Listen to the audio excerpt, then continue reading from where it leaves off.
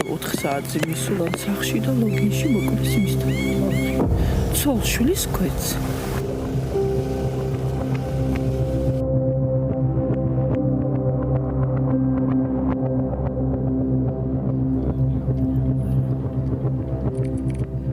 ცოლის თვალწინ 42 წლის მიშკა ჩოხელი სანადირო თოფიდან ორჯერ გასროლით საკუთარ საძინებელში მოკლეს. 10 მარტის ღამის 4 საათზე სოფელ ბაგაში ჩოხელების სახლში აკო გოგოლაური და ტარიელ ვერძეული სანადირო თოფით შეიჭრნენ. ჯერ ბავშვების ოთახში შევარდნენ, შემდეგ ცოლ-ქმართან. მიშკა ჩოხელმა თავდამსხმელებს ოთახიდან გასვლა სთხოვა. უთხრა რომ მათ გარეთ დაელაპარაკებოდა. ჩასაცმელად მოემზადა, მაგრამ ზურგში ორჯერ ესროლეს. ჩოხელი ადგილზე მოკვდა. ჯერ იმ გოგოს ოთახში შესულა და რომ შეიშალა ოთახი და მე გადასულა სხვა ოთახში. ძინარე გაიღო და დაუძახის მიშიკო და ამას თქვი შესულა თან კარები შეაყო იწვნენ. ადგა ის ბიჭი რომ დაუძახა და თქვი ვერ გადიდი გარეთავ და გამოვა გარეთავ და არ დააცა ეს გასულა მიბრუნებული რომ ჩაიწო ზურგზე დაადეს და დაატყეს. საფანტებითაა დაჭრილი. რაღაც მიბჯენით ალბათ მოკლე. დაუძახია თუ მიშოვდა.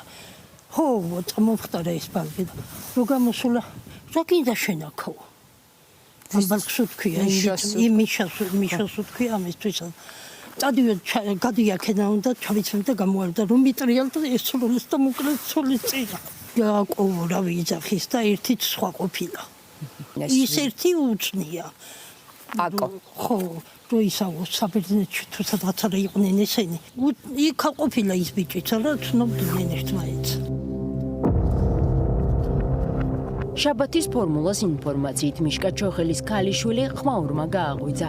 ის ფანჯრიდან გადახდა, რა დროსაც სახლის ქვედა სართულზე ბებია პაპა გააღვიძა.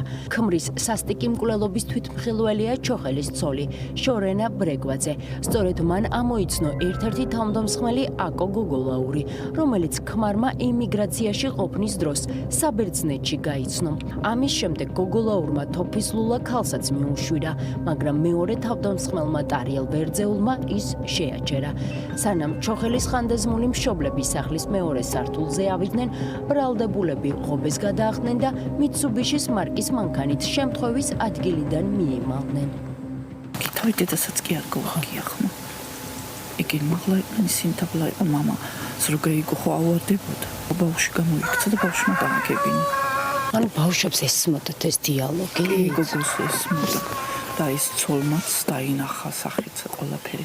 და მე ღობეს გადაახდნენ და ისე გაიქცნენ. ესენი მანქანით იყვნენ რა? ეს ყობა მანქანით იყვნენ.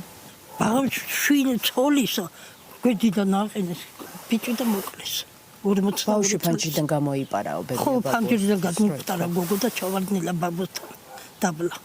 სანამ ეხლა იმ მამამ გაიგო ამ ბიჭისა და აწვიდნენ სამ უკვე აღარ იყვნენ. რო ავიდნენ უკვე მომკვდარი იყო რა ხელები ეს თითები ესექნაო დედა ტირის ეხლა ეგ თითები როგორ დამავიწყდება. შემზარავი მკვლელობის ადგილი დუშეთის მუნიციპალიტეტის სოფელი ბაგაა. ჩოხელების სახლის პირველი სართულიდან გლოვის ხმა ისმის. სახლის ზედა სართული ცოლ-ქმრის საძინებელი, სადაც სასტიკი დანაშაული მოხდა, პოლიციამ დალუქა. სოფელში ჩოხელების სახლამდე გზა ორი სხვადასხვა მხრიდან მიდის. უცნობია ბრალდებულებმა, რომელი გზა გაიარეს. ჩოხელების სახელთან მისასვლელი ორი გზა არსებობს? დიახ. და მეორე არის აქედან. და აი რა ვერსიები განიხილება სოფელში, საიდან მივიდნენ, კამერამ დააფიქსირა თუ არ დააფიქსირა?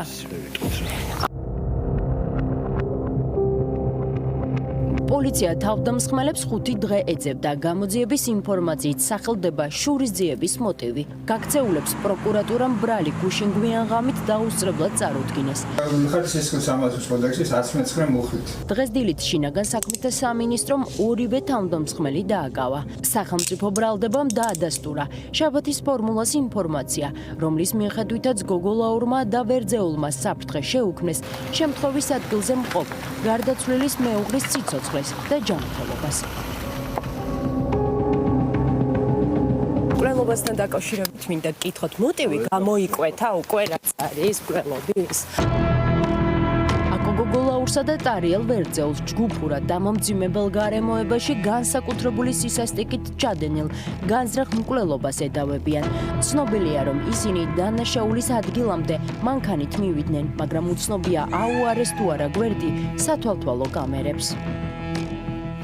ეს კამერა მუშაობს? შვილო, ეს კამერა დილას პოლიცია იყო, მუშაობდა.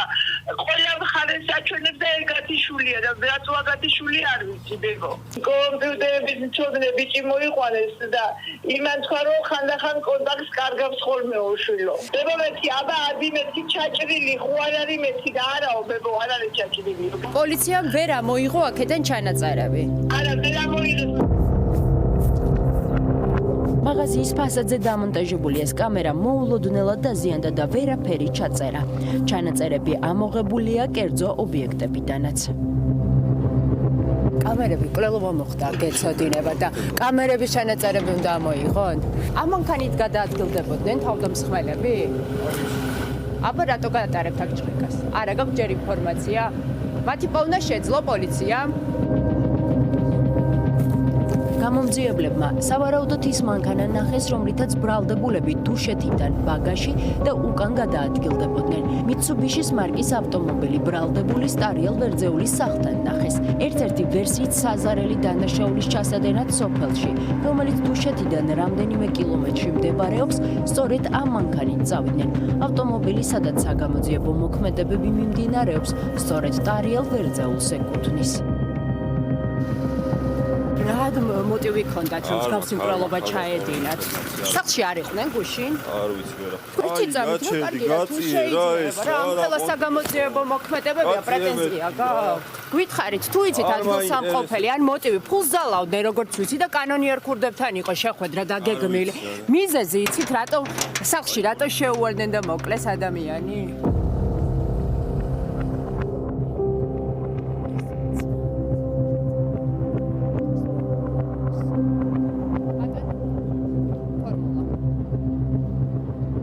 პოლიციამ ტარიელ ბერძეულისა და აკო გოგოლაურის საცხოვრებელი სახლებიც გაჭრიკა. მკვლელობის ღამეს და მომდევნო დღეებში დამნაშავეებს ნათესავებისა და მეგობრების სახლებშიც ეძებდნენ. აკო გოგოლაური, იცით ესეთი მეზობელი? დაჭერილი არ არის. დაიჭირეს თუ ძებნაშია? ეხლა მკვლელობაო რაღაც. ხო. მანამდე? არ გავიგე. მან დაჭერილი ყო რაღაცაზე არის. დიდი ხანი იყო ციხეში? ორივე ბრალდებული წარსულში რამდენჯერმე არის ნასამართლები. მკვლელობისთვის სასჯელს იხდიდა აკო გოგოლაური, რომელმაც წლების წინ საკუთარი მეგობარი მოკლა. მაშინაც გოგოლაურმა მსხვერპლს სახლთან მიაკითხა და დანით სასიკვდილო ჭრილობები მიაყენა. გავრცელებული ინფორმაციის მიხედვით მან ყველაფერი ფირზე აღბეჭდა. მისი და ტარიელ ვერძეულის სახელი ფიგურირებს დავით ქავთარაძის მკვლელობის საქმეშიც.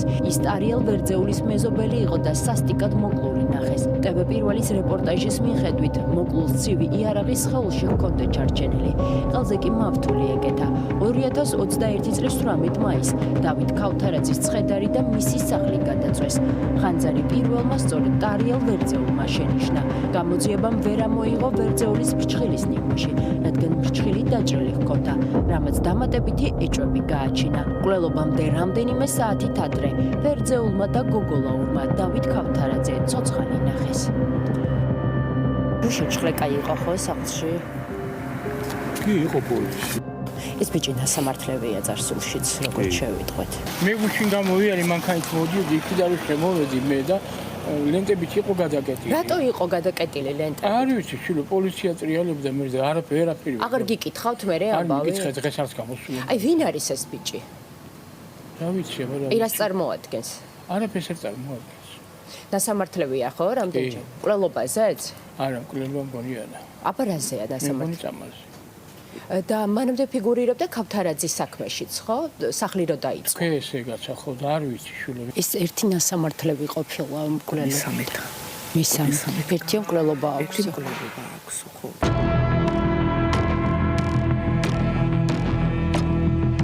მეზობლები გვეუბნებიან, რომ მიხეილ ჩოხელი ემიგრაციაში ცხოვრობდა და საკუთარი დაბადების დღის აღსანიშნავად საქართველოში რამდენიმე დღის წინ დაბრუნდა. ის მოგზაურობას ოჯახთან ერთად ევროპაში გეგმავდა. შემზარავი მკვლელობის ერთ-ერთ არაოფიციალურ ვერსიად განიხილება, რომ ჩოხელს აკო გოგოლაურმა და ტარიელ ბერძეულმა ფული მოსთხოვეს, რასაც დაპირისპირება მოჰყვა და საქმე კრიმინალურ ავტორიტეტებთან უნდა გარჩეულიყო. ვიდრე გოგოლაურსა და ბერძეულს მათივე ქმედების გამო პასუხს მოსთხოვდნენ 42 წლის კაცის საკუთარ სახლში საძინებელში ცოლის თვალწინ მოკლეს. ბრალის დამტკიცების შემთხვევაში აკო გოგოლაურსა და ტარიელ ბერძეულს თავისუფლების უვადო აღკვეთა.